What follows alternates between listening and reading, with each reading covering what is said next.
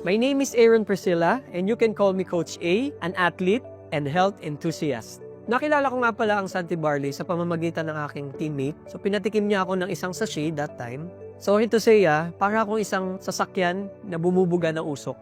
And doon ko talaga naranasan yung na-detoxify ako that day.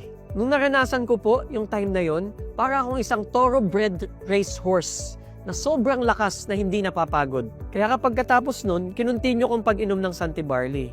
Kasi during race, gumagamit talaga ako ng gels nun. Pero nung natuklasan ko ang Santi Barley, hindi na ako gumamit ng mga gels and I use Santi Barley for my long runs and training programs na rin.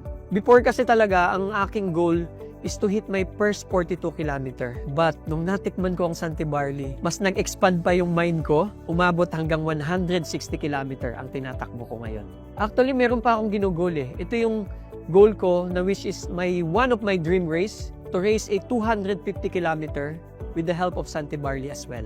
Ako si Aaron Priscilla, a proud Santi Barley user since 2019.